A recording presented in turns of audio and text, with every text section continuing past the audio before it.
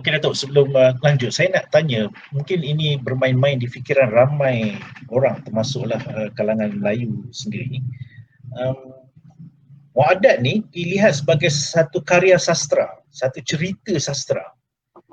Adakah benar begitu atau ianya betul-betul satu perkara yang berlaku dalam lipatan sejarah bangsa Melayu itu sendiri? Yang mana satu sebenarnya berlaku? Betul? Kita kena faham serangan orientalis. Kerana orientalis barat, mereka ini mengenal ketamadunan atau civilization, terkemudian daripada keagungan kerajaan Melayu di alam Melayu ini. Kalau kita lihat pada kurun yang ke-7, kerajaan Melayu begitu gah menguasai Laut Melayu, kuasa maritim yang besar sepanjang Selat Melaka hingga ke Teluk Bengal, sehingga sampai ke selatan Mindanao, ke Sulawesi. Satu jajahan takluk ataupun kawasan yang begitu luas sekali yang dikenali alam Melayu. Dan kalau kita lihat dari satu sudut sejarah orang Inggeris, kita lihat bagaimana mereka mula pada kurun yang ke-10, bagaimana mereka membebaskan diri daripada kuasa-kuasa semasa, yang mana mereka masih berada dalam kegelapan setelah sekian lama kerajaan Rom itu tewas, hancur, dan mereka hanya muncul kembali selepas berlakunya Renaissance. Dan Renaissance pula berlaku di Eropah tidak serentak, berbeza-beza tahun. Ada yang berlaku pada kurun yang ke-17, kurun ke-18, kurun ke-19. Makanya untuk membuktikan bahawa mereka ini atau menunjukkan mereka ini lebih bertamadun, mereka mencetuskan ketamadunan yang berlaku di luar sana, di luar kelompok mereka itu, seolah-olahnya sastra, cerita dongengan dan sebagainya. Sehingga mereka menafikan bagaimana kerajaan Islam sudah wujud. Dan kita lihat bagaimana mengikut sejarah kerajaan Islam sejak daripada Nabi Ibrahim, Nabi Daud, Nabi Sulaiman yang menguasai jin dan juga manusia, dan zaman Nabi Muhammad SAW berlaku lebih awal. Sedangkan mereka, kita lihat berlaku Glorious Revolution pada tahun 1688, dan bagaimana mereka mengikat kekuasaan raja melalui Bill of Rights, berlaku begitu kemudian pada kurun yang ke-17. Jadi untuk mereka ini menafikan ketamadunan bangsa lain, seperti orang Melayu, bangsa Melayu ketika itu, maka wujudlah istilah seolah-olah mereka sahaja yang berhak mempunyai undang-undang, menggubalkan undang-undang. Sedangkan pada hakikatnya, apa yang dikatakan undang-undang itu juga berasaskan pada adat, common law, adat di England. Dan bila mereka memperkenalkan rules of equity, iaitu suatu kaedah demi menegakkan keadilan yang lahir di luar kerangka common law adat mereka. Mereka mencipta kaedah-kaedah untuk menyelesaikan isu-isu yang berlaku. Dan hal yang sama berlaku lebih awal di tanah Melayu. Kita punya adat yang sepadan, yang sesuai dengan kehidupan kita. Dan adat inilah yang melazimi kehidupan, mengatur tata cara hidup. Dan bukan setakat kata orang berlaku secara lisan. Ia merupakan amalan yang dipatuhi dalam kerangka sistem politik yang begitu jelas, yang dapat menguasai Laut Melayu, yang menubuhkan gugusan alam Melayu. Sehingga apabila pelayar barat tiba di alam Melayu, mereka sudah melihat satu gugusan kepulauan dan tanah Melayu yang ada di antara mereka pada kurun yang ke-18, awal kurun ke-17 menamakannya sebagai Malaysia, gugusan dan tanah Melayu. Atau kita sebagai orang Watan menamakannya sebagai Alam Melayu, Laut Melayu.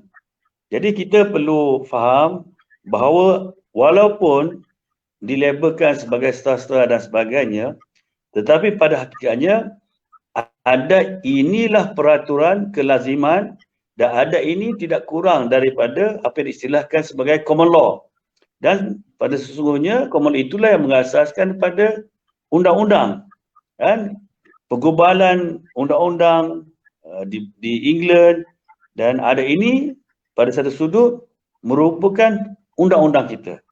Apa yang perlu kita ketahui bahawa adat inilah yang menterjemahkan tata cara bagi mereka yang punya agama, berpegang pada prinsip agama, adat ini juga diterima selagi mana adat itu tidak bercanggah dengan hukum syarak. Okey Datuk, jelas. Cuma saya rasa mungkin para sahabat-sahabat kita di luar sana harus menyantuni lah. Jadi maknanya momokkan bahawa Wang Adat Sangsa Purba ini cuma cebisan daripada sastra Melayu dan bukan ada sebarang kepentingan atau signifikan terhadap pentadbiran politik Melayu yang begitu gah pada satu ketika dulu, yang mana disebut oleh banyak sejarawan pelabuhan Melaka tu antara pelabuhan yang terkaya di dunia. Jadi momokkan ini harus kita atasi dengan kita memahami apa sebenarnya yang berlaku dalam lipatan sejarah kita. Okey Datuk.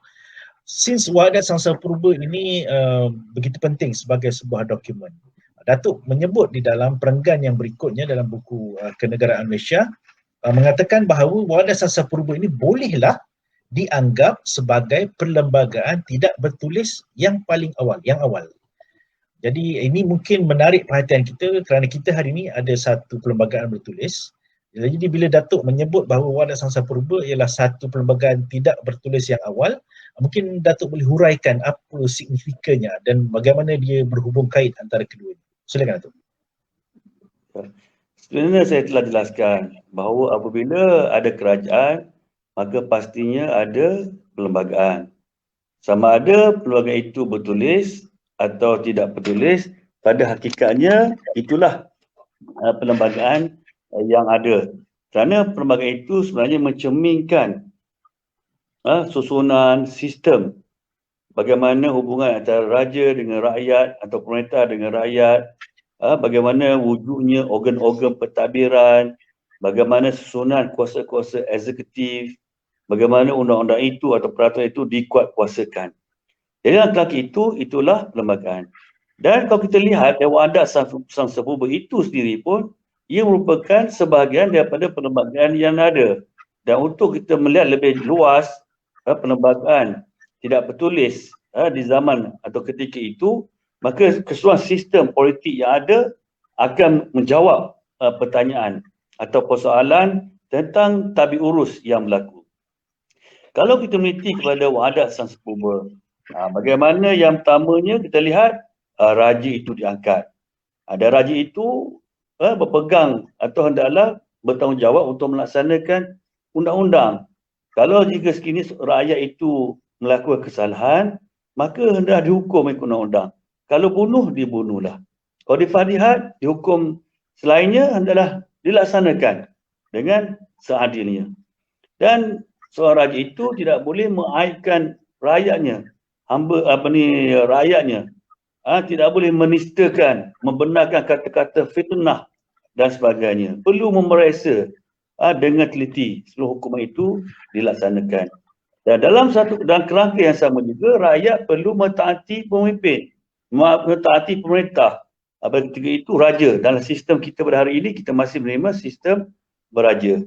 Dan jelas, jika sekiranya raja itu anak cucunya atau yang memerintahlah zalim sekalipun tak boleh mendahaka. Maksudnya apa? Maksudnya kalau kita lihat dari segi agama Islam pun tidak boleh berlaku borah. Kerana kalau berlaku pertentangan kepada pemerintah, dirinya boleh mengakibatkan malapetaka yang besar, darurat yang besar, maka itu juga ditegah. Mesti ada kaedah untuk bermusyawarah, membincangkan, menyelesaikan isu-isu yang bangkit bukannya dengan cara mengangkat senjata ataupun memberontak. Dan kita lihat bagaimana suatu ketetapan dibincangkan di antara pemerintah dengan rakyat atau pemimpinnya, dibincangkan yang mana boleh dan yang mana tidak boleh. Dan dari sinilah kita katakan bahawa Wadat Sapuba itu memancarkan, mencerminkan sistem pemerintahan yang ada ketika itu. Dan dia tidak terhenti di situ. Kita perlu lihat dari kerangka yang besar lagi melalui sejarah macam mana suatu sistem itu diasaskan dan dilaksanakan.